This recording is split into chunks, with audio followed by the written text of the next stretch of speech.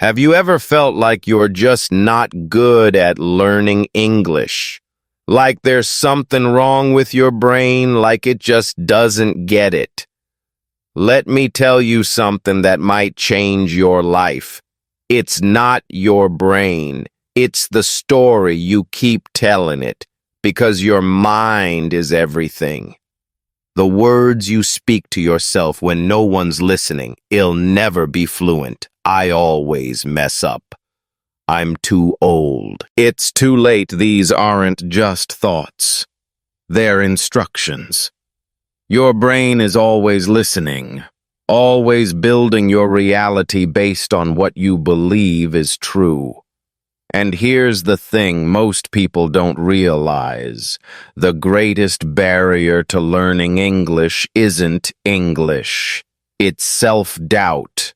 Your mind is your most powerful tool, more powerful than grammar, more powerful than vocabulary, even more powerful than the fanciest language learning app. Because everything you do begins in your mind. If you believe you're someone who can learn, you will learn. If you believe mistakes are proof of progress, you'll grow faster. If you believe English is part of who you're becoming, it will become second nature. But if you believe the opposite, that you're not language smart, that you always fail, that fluency is only for the gifted, then even the best teacher in the world can't help you. So how do you change your English? You change your mind. You shift from I can't, I'm learning, I am scared of speaking, I'm brave enough to try, I failed, I got feedback. Every great English speaker you admire once struggled like you. They just didn't let their mind define their limits. They rewired it. So can you? Here are 3 beliefs you can start repeating every single day. English is a skill, not a talent, and skills can be trained. Every time I speak, I improve even if I make mistakes. 3. My mind is my ally, and I'm training it to believe in me. Say them. Write them. Live them. Because what you feed your mind becomes your reality. You're not just learning English. You're learning courage. You're learning consistency. You're learning to believe in yourself even when no one else does. And that, my friend, is more powerful than any textbook.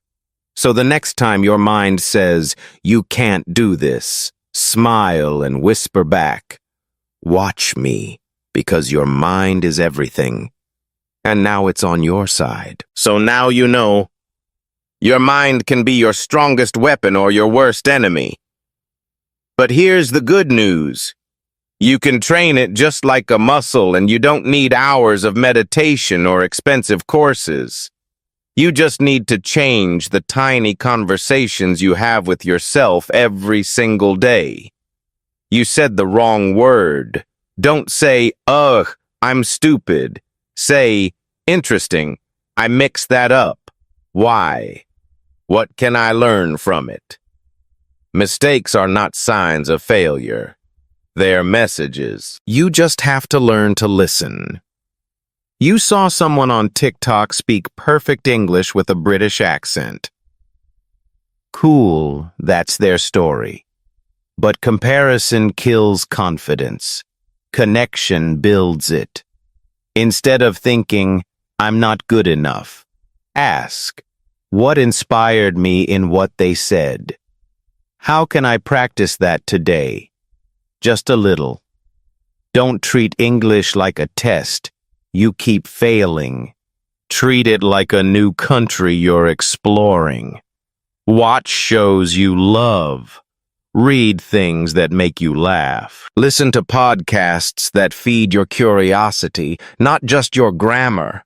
Because if English becomes a burden, your mind will resist it. But if it becomes a source of joy, your mind will chase after it. What you feed your mind, you feel in your soul.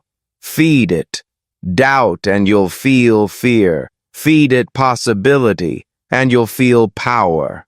So speak kindly to yourself, even on the slow days, even on the stuck days, even when no one is clapping yet. Because your journey isn't about perfection, it's about persistence. Let me ask you something powerful. When you speak English, who do you become? Not what words you say, not how good your accent is, but who you feel you are when you speak it. Because here's the truth. Language is not just a tool, it's an identity. You treat it like a subject, something you visit, not something you live. But when you begin to think, feel, express, and dream in English, you stop learning English, and you start becoming someone who lives in English. You're always translating in your head. You're still living in your old identity. But when you start thinking, what do I really want to say? What am I feeling, and how do I express it in this language? You're no longer copying. You're creating. Yes, you read that right. Talk to yourself in the mirror, in the shower, on a walk. Ask yourself questions in English. Answer in English. How am I feeling today? What do I need right now? What's one thing I'm proud of? This isn't silly. This is identity training. When you speak English, you might feel awkward. You might feel quiet. But that's not because you're bad at English. It's because you haven't discovered who you are in it yet. So ask yourself, what kind of person do I want to be in English? Brave, curious, playful, deep. Then start practicing being that one sentence at a time. You're not just learning a language. You're learning a new way to exist. And that's beautiful, because the more you practice becoming this version of you, the more your inner and outer worlds begin to match. And suddenly, English is not something you carry like a burden. It's something you wear like your favorite jacket. Comfortable, authentic yours. How to rewrite the narrative in your head. Let's begin with a question that almost no English textbook will ever ask you. What is your mind saying to you when you make a mistake in English? Is it kind? Or does it whisper things like, "You're so slow. You'll never sound like a native. You're embarrassing"? Be honest, because if your inner voice sounds more like a bully than a coach, then that's where your real English struggle begins. Language is 80% mental, and most people never realize it. You could know all the grammar in the world. You could memorize 10,000 words. But if your mind attacks you every time you speak, you'll freeze, you'll hide, you'll stop trying. Because it's not your mouth that's holding you back. It's the story you've been told about yourself. Your inner voice isn't you, it's a script. Most people don't choose their inner voice. They inherit it from school, from criticism, from moments when they were laughed at or corrected too harshly. So you walk around carrying a script in your head that says, "I'm not good enough. I always mess up. Others are better." But here's the thing. Scripts can be rewritten. Rewriting the script, small but powerful practices. Let me give you a simple but transformative practice. Next time you make a mistake in English, pause instead of saying, "I'm stupid." Try this. Nice. That's a moment I get to grow. Does it feel fake at first? Yes. But so did English when you first learned it, right? Keep practicing. Talk to yourself like you'd talk to a friend. Would you ever tell a friend, "You'll never make it. Why are you even trying?" That was pathetic. Of course not. So why say it to yourself? Your mind is your most powerful classroom, and your inner voice is either your best teacher or your worst enemy. You get to choose. Replace self-criticism with curiosity. Instead of, "I'm terrible at speaking," try. Why do I feel nervous when I speak? What can I do next time? Instead of, "My accent is horrible." Try. What if my accent is just part of my story, and someone out there needs to hear it? The shift is subtle, but the results, massive. A quiet mind speaks clearer English. When you stop fighting yourself, your words flow more freely. Your thoughts become clearer. Your confidence begins to grow because language isn't just about pronunciation. It's about presence. When your mind is kind, your English becomes alive. You can study all the external rules in English, but if the internal rules, the voice inside your mind, are filled with fear and shame, you'll never feel free. So today you don't need more vocabulary. You need a new voice, a kinder voice, a wiser voice. Your voice. Confidence is a muscle train. It like one. You don't wait to feel confident before you speak English.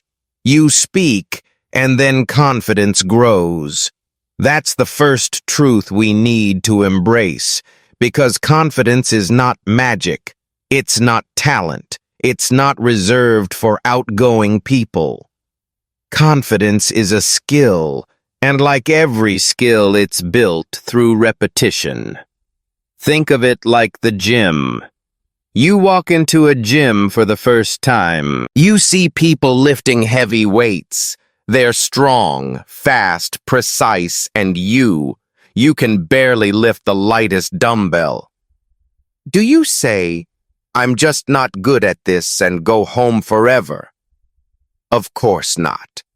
You start small. You keep showing up. You lift what you can, not what others are lifting, and slowly you get stronger. Confidence in English works the same way. Speaking is your workout. Every time you speak English, even one sentence, you're building your confidence muscle. When you join a small Zoom call, that's a rep. When you leave a YouTube comment in English, that's a rep. When you talk to yourself while doing the dishes, that's a rep. You don't need a classroom, you need consistency. Don't wait for perfection, practice imperfectly. The number one mistake people make, they wait. They wait to sound perfect. Wait to finish the next grammar book. Wait for a moment when they feel ready, but here's the truth. You will never feel ready, and that's okay. Because readiness doesn't come before action.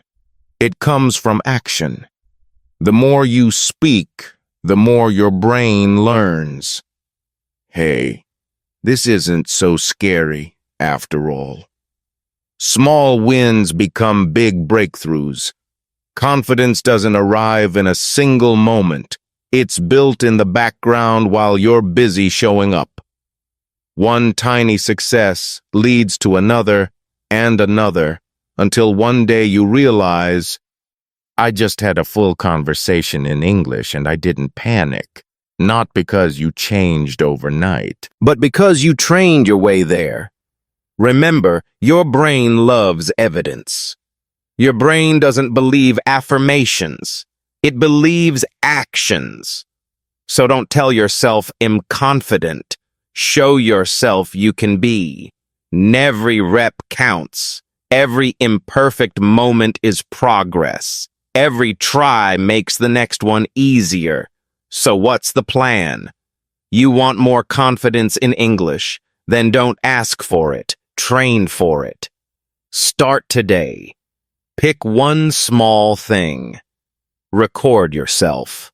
Speaking for 30 seconds. Ask a question in a Facebook group. Read one paragraph aloud. It might feel awkward. It might feel weird. But that's just the feeling of growth, and growth is always worth it. Confidence isn't the absence of fear. It's moving forward anyway, with fear beside you. Mistakes are messy magic. Why they matter more than you think.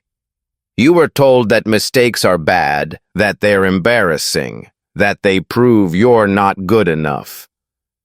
But what if we told you?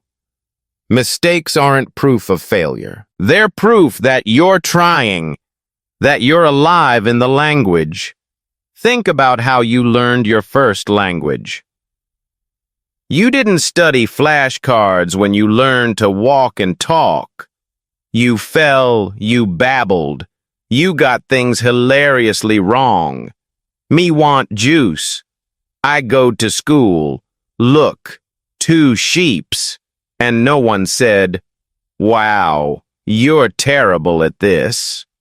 They smiled, they encouraged, they clapped. Because those mistakes meant you were learning. Mistakes is data. In English, every mistake is feedback. Every wrong word is a window into what you almost got right. It's not failure, it's information. You say, he go to school. Now your brain knows. Oh, maybe it's goes next time.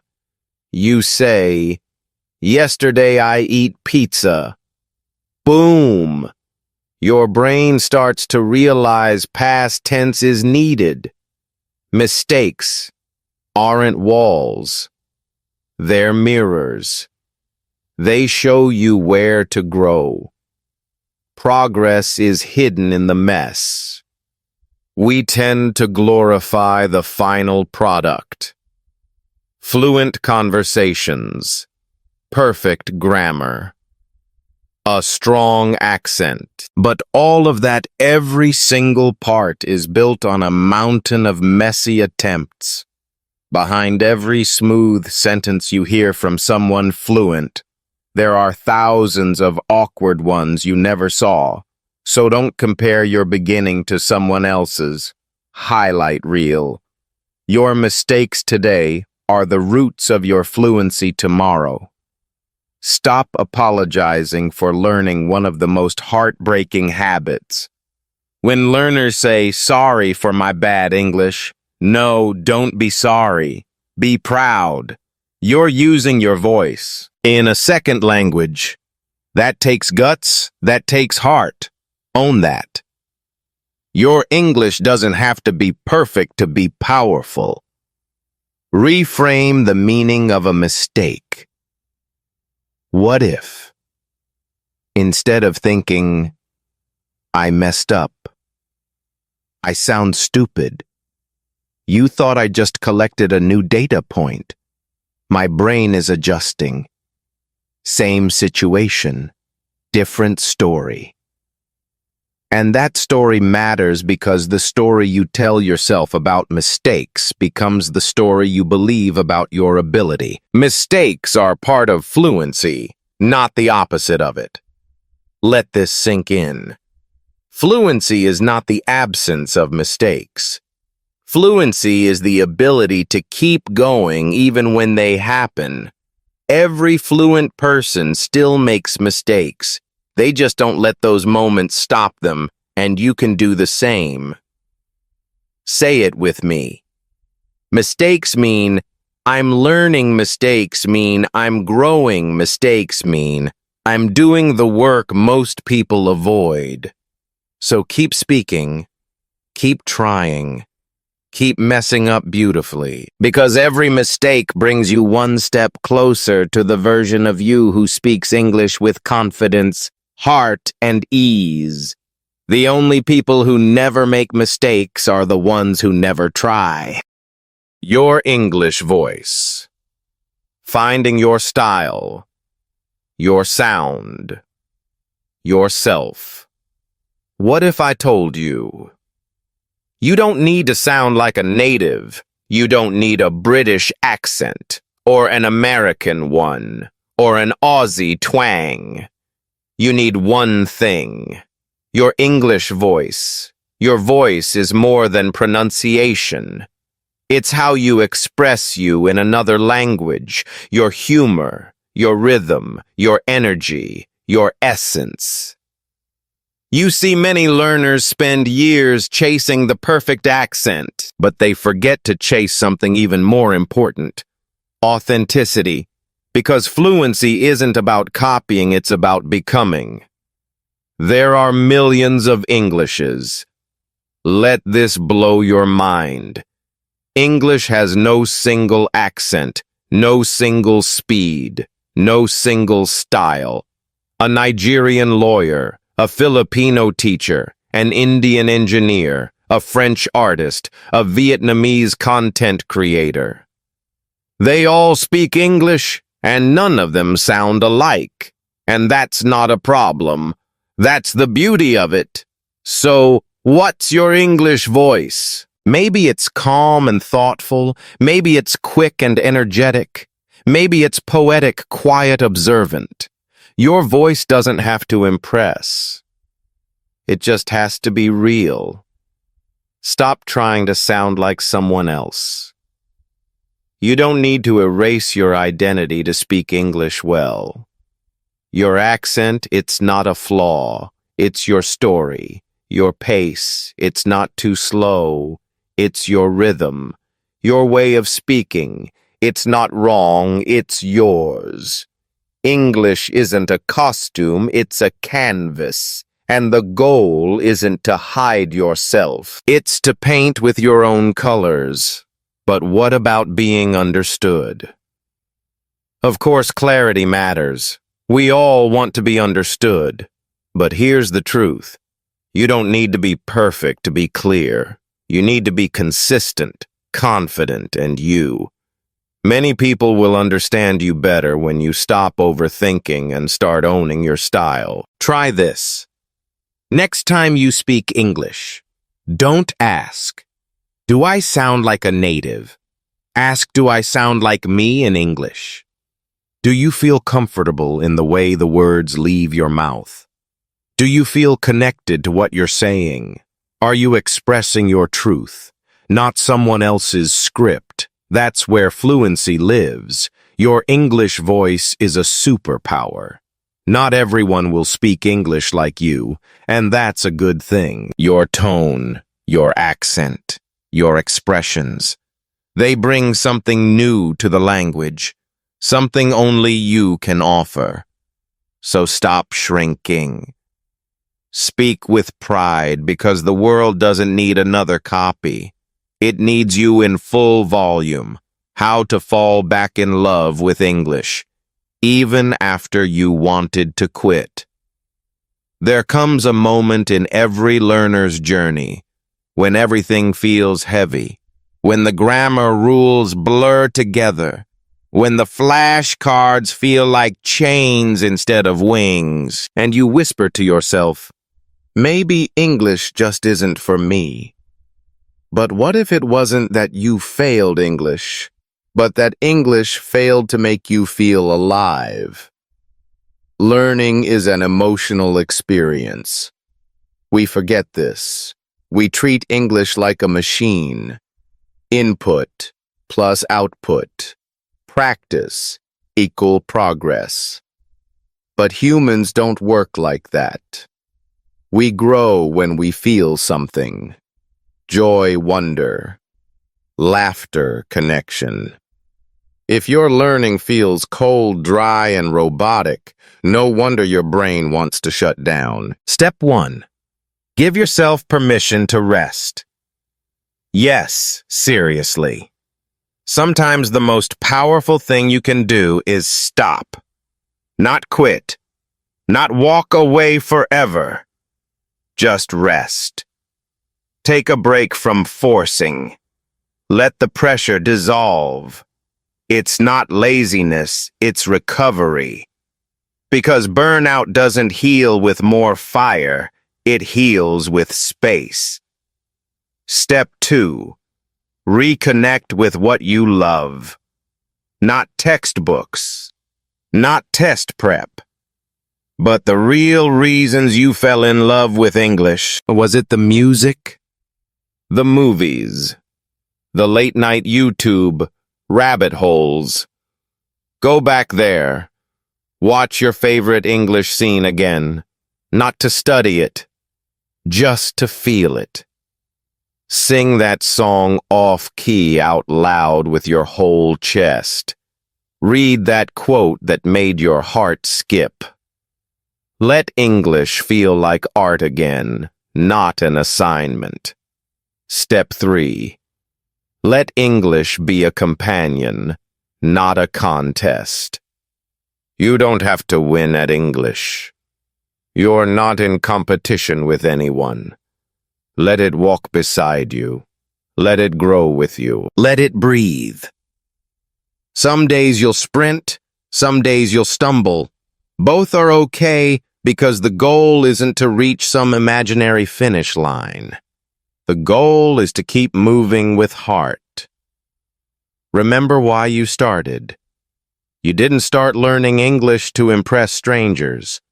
You started to open your world, to connect, to belong, to understand more of life.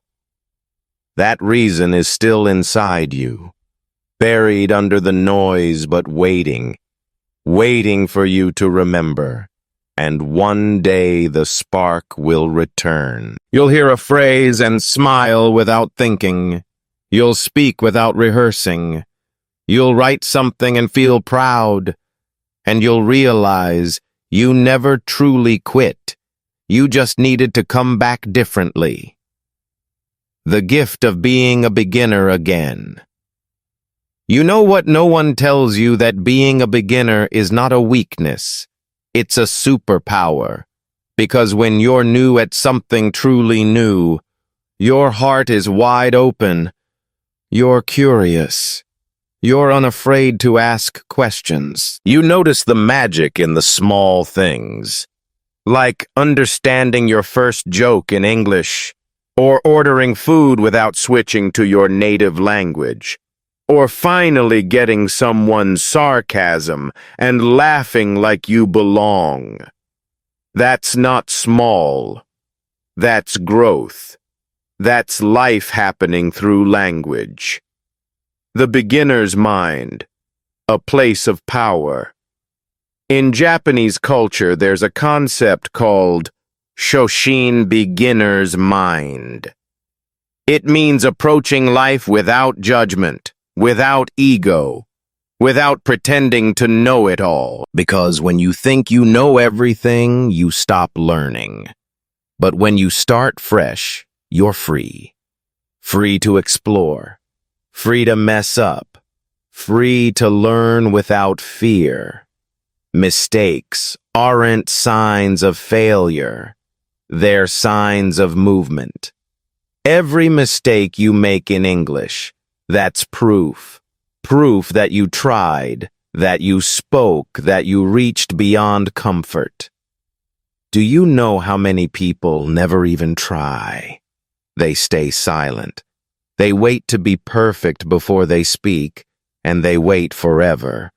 But not you. You showed up imperfect, brave and alive, falling in love with the process.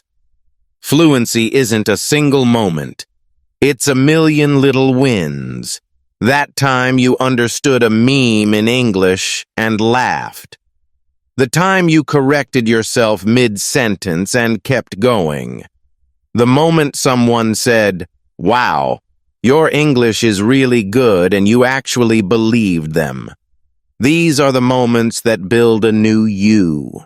and each one starts by saying, "I don't know this yet, but I'm excited to learn you're not behind. You're becoming." Let go of the idea that you're late. You're not.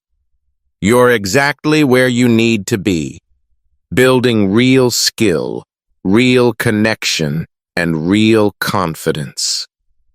And when you return to English with a beginner's heart, everything becomes fresh again. The songs sound sweeter, the conversations feel deeper, and even grammar rules become little puzzles, not punishments. So here's the truth. You don't have to be fluent today. You don't have to be fast. You just have to be present, because in the long run, it's not the fastest who win. It's the ones who fall in love with learning again and again and again. And that can be you starting right now. Slow is smooth. Smooth is fast. Somewhere along the way, we were taught that speed equals success. Finish fast, speak fast, learn fast. But when it comes to learning a language especially, something as rich and alive as English speed often becomes your enemy, because rushing doesn't lead to mastery. It leads to burnout. It leads to forgetting. It leads to fear. The myth of faster is better. Let's be real. No one ever became fluent overnight. Not the YouTubers. Not the polyglots, not the guy who just picked it up from Netflix. Behind every fluent voice is time, patience, and deep repetition. And you know what separates the ones who succeed from the ones who give up?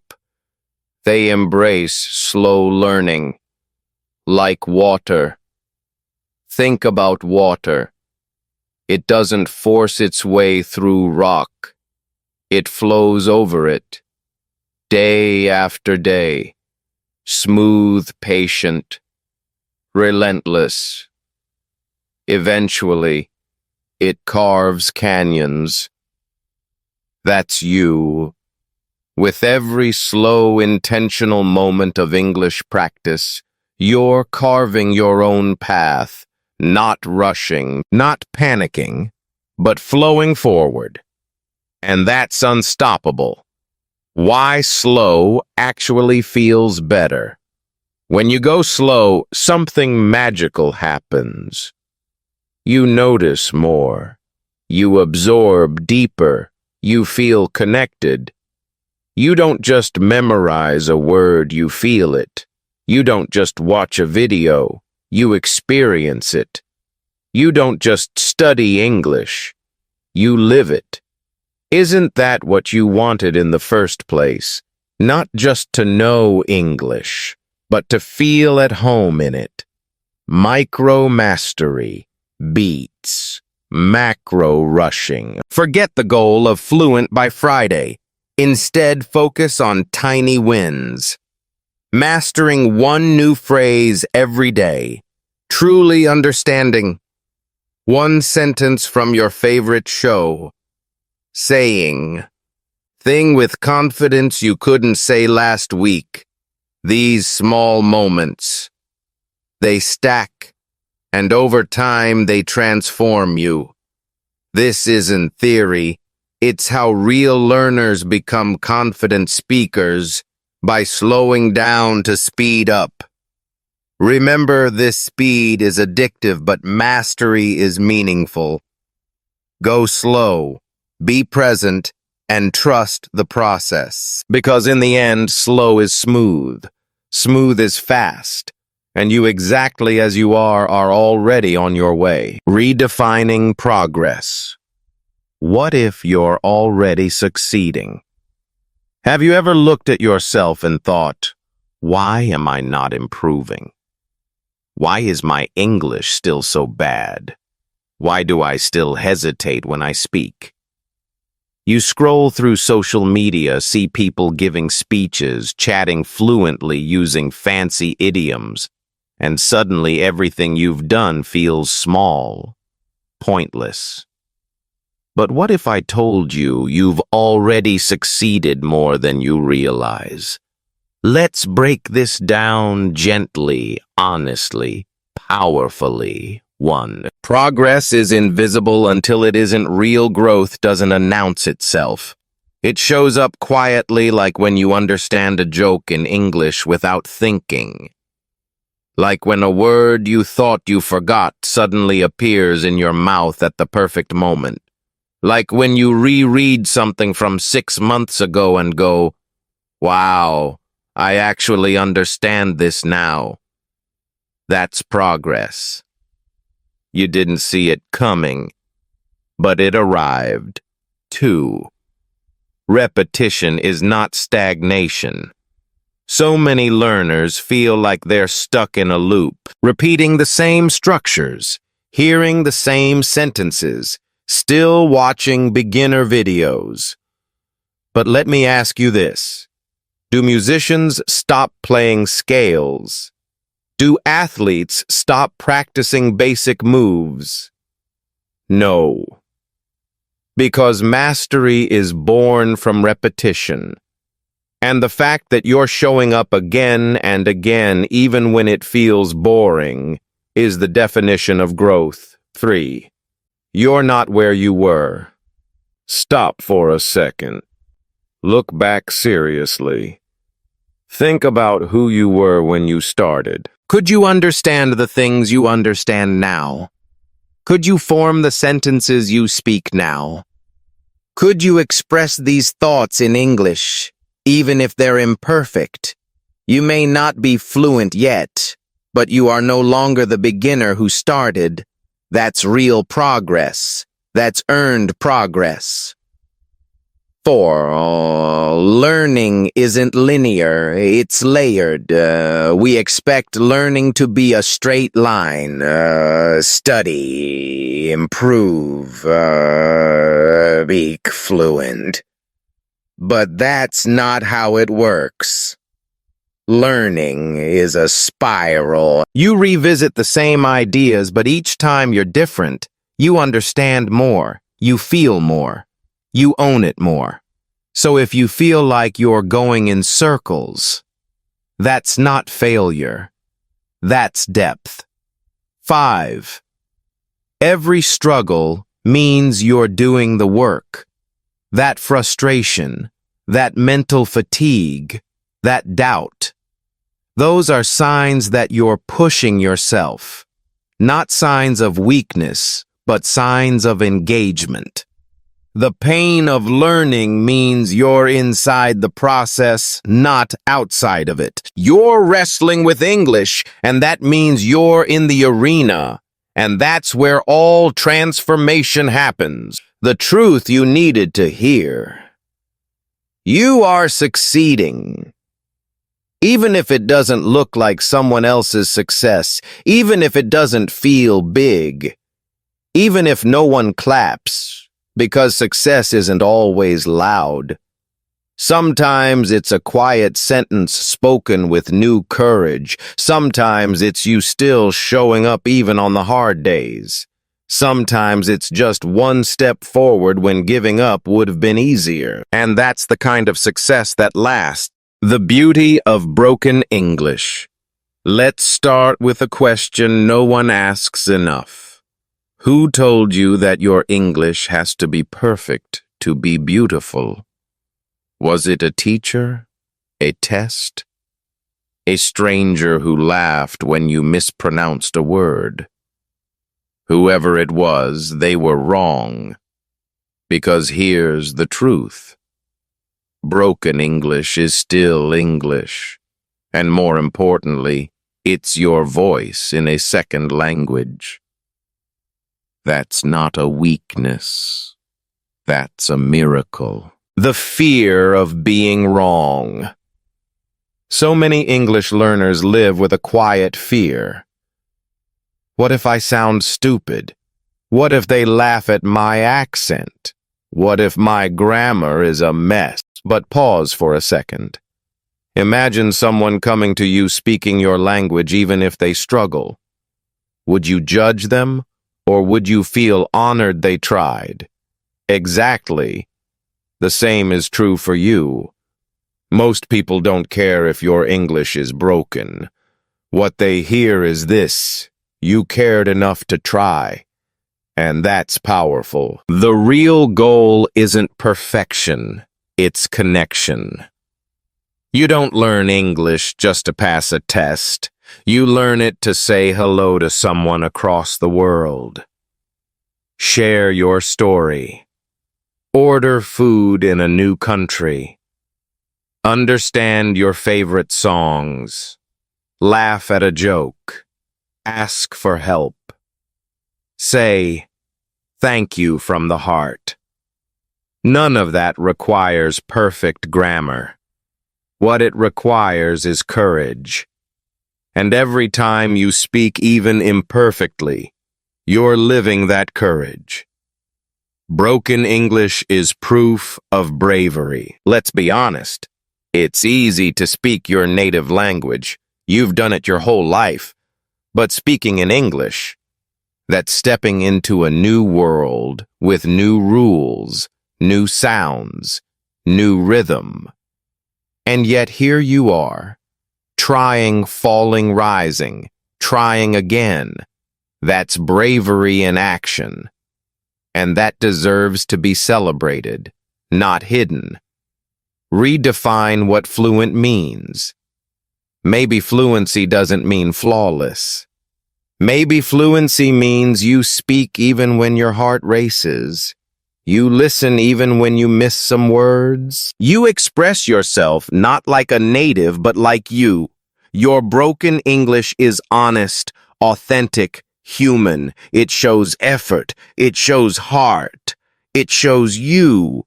The world needs your voice, not a perfect one. We don't need more perfect speakers. We need more real ones. We need people who dare to speak with mistakes, who say, "I don't know that word," and ask anyway, who laugh at themselves and keep going. You don't need to be a native. You need to be you in English. And that is already enough. More than enough. Final words. So the next time you say something in English and feel embarrassed, remember this: every accent has a story. Every mistake is a step. Every word you speak is a tiny act of bravery. And your English, broken and beautiful, is already changing your world. Keep speaking, even if it's messy. Especially when it's messy, because that's when it matters most. The gift of understanding. Have you ever paused a video, rewound a podcast, or smiled alone on the bus just because you finally understood a sentence in English? Not translated it, not guessed it, but understood it deep in your bones. That moment may feel small to others, but to you, it's everything that first sentence you truly felt. Maybe it was a line from a movie, maybe a lyric from a song, maybe a stranger on YouTube saying, "You're gonna be okay." And for the first time, you didn't need subtitles. You didn't need to pause. You just knew what they said. It hit you like a wave of warmth through your chest. That's not just language. That's connection. Your brain remembers joy. When you understand something in English, something beautiful happens. Your brain lights up, not from logic, but from emotion, and in that moment you stop feeling like a student. You feel like a human, engaged, alive, a part of something bigger. That feeling is fuel. It's the reason we keep going. Even when it's hard, it's not about the words. It's about the world. Understanding English isn't just decoding sounds. It's getting the joke, feeling the emotion, catching the sarcasm, knowing when someone's being kind or not. Every time you understand something new, You step deeper into a new world, and little by little that world becomes yours too. It all adds up. Maybe yesterday you didn't get that phrase. Maybe last week you had to replay the same line 5 times. But then one day, boom, it clicks. You get it? Not because someone explained it, but because you grew into it. That's real progress. The kind that can't be measured by a test, but can be felt in your heart. Understanding is a gift you earn. You earned this moment. You showed up. You listened when you didn't understand. You read when it was confusing. You stayed when you wanted to quit. And now, your reward is here.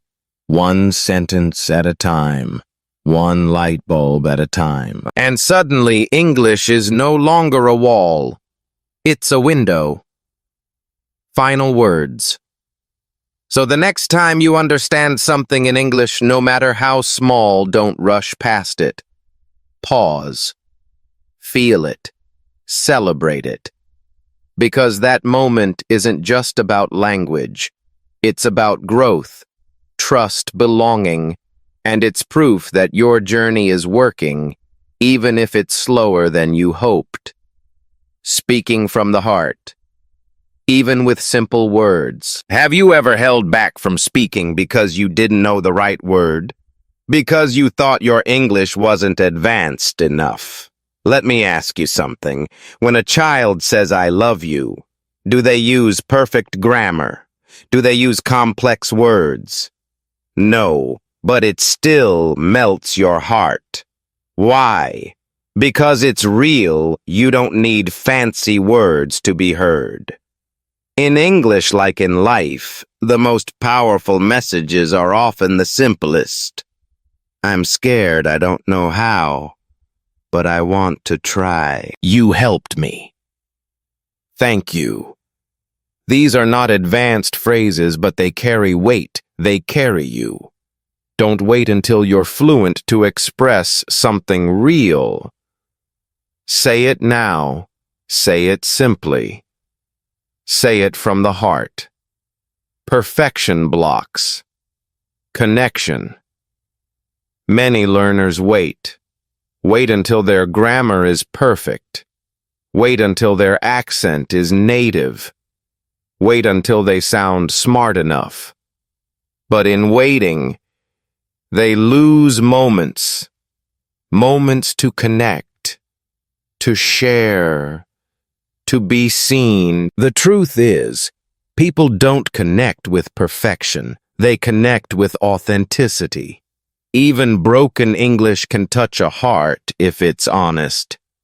The power of small words. Think of the most moving speeches, the most inspiring lines in history. They aren't full of big, complicated words. They're simple. Clear, human. I have a dream. Yes, we can love wins.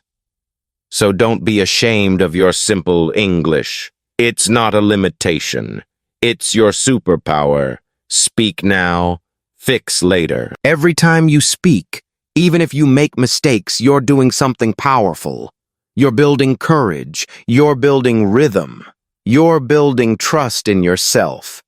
You can always improve your grammar. You can always polish your sentences later. But the courage to speak that happens in the moment. What really matters? No one remembers every word you said. They remember how you made them feel. Were you kind? Were you honest? Were you trying? That's what sticks. So speak. Even if it's messy, even if it's slow, even if you're scared. Because the real goal isn't to impress, it's to express. Final words: don't let complicated English become a prison. Let simple English be your passport to new friendships, new experiences, new parts of yourself. You don't need to sound like a textbook to change a life. You just need to sound like you, and that is more than enough. Embracing the infinite possibilities. What if learning English was never about just the language? What if it was about becoming more you? Because here's the truth. Every word you've learned, every sentence you've tried to say, every awkward moment, every sorry. My English isn't good. They weren't signs of failure. They were signs of growth. English as a door, not a destination. English is not the finish line. It's the key to stories you've never heard, to people you've never met, to dreams you didn't even know you had. Imagine watching a movie and fully understanding the emotion, laughing at a joke without waiting for subtitles, telling someone your deepest thoughts and knowing they got you. That's not just language, that's life expanding, the mindset shift that changes everything. When you stop thinking of English as homework and start seeing it as a bridge to the world, something shifts. You stop asking, "How do I sound?" and start asking, "What do I want to say?" You stop thinking, "I'm behind." Think about it. You right now are reading this in English. Maybe you struggled, maybe you paused. But you're here. That means you've already done what so many are afraid to try. You started, you persisted, you showed up. That's not a small thing, that's a brave thing. The future is open. There's no final level in English. No medal for perfect grammar. The real reward, using English to build the life you want. To write your book, start your business, travel, teach, make someone's day better, or simply to feel like you belong anywhere in the world. Final reflection. You once feared speaking. Now you express with heart. You once doubted your progress. Now you carry every small victory like armor. You once felt lost. Now you see the horizon. And guess what? This is just the beginning. Are you ready for the next chapter of your story? Then take a breath, smile, and say it out loud. Let's go. Your voice in the world begins now. You've been walking this road for a while now, and maybe you didn't notice it, but something inside you has changed. You're no longer just learning English. You're living it. You think in it. You feel in it. You connect through it. English is no longer a subject. It's a mirror reflecting the courage, the discipline, and the dreamer within you. The real gift of English. You thought this was just about mastering tenses, but it was always about mastering trust in yourself. You thought it was about pronunciation, but really it was about expression, about finally saying what you mean and meaning what you say. You thought you needed English to become someone, but the truth is, you were already someone worth hearing. English just helped you believe it. A new world is waiting. From now on, the world doesn't feel as far, because now you have a voice that can cross oceans. You'll speak, you'll stumble, you'll rise, you'll connect, and you'll keep discovering what English can bring into your life, not just words, but possibility. This is your invitation. So if you're tired, take a breath. But don't stop. If you're scared, speak anyway, even if your voice shakes, because the world needs your voice, not when it's perfect, but exactly as it is, honest, human, alive. You're not the same person who started this journey, and that's the beauty of it. So go ahead, open the door, and step into the life English has been waiting to give you. This is not the end. So here we are, at the edge of a journey that started with tired eyes, a burnt-out heart, and a quiet whisper. I don't know if I can do this anymore. But you stayed. You listened. You kept showing up even when it was messy, even when it hurt. And through it all, something powerful happened. You didn't just learn English. You remembered who you are. You remembered the part of you that dreams, the part of you that dares, the part of you that refuses to give up. That's the part we often lose in textbooks, exams, deadlines. But it's the part that makes you unstoppable. So if no one told you this today, let me be the one. I'm proud of you. Not because you got every answer right, but because you stayed in the fight. English is not just a language, it's a bridge to opportunities, to friendships, to stories you haven't lived yet. But most of all, it's a bridge back to yourself. So take everything you felt here, the hope, the fire, the clarity, and carry it with you. Out there, the world is speaking. Now you can speak back. If this journey meant something to you, if even one line here sparked something inside you, then don't keep it to yourself. Subscribe, share this with someone who's struggling. Because maybe, just maybe, this is the message they've been waiting for too. This isn't goodbye. It's just, see you in the next chapter.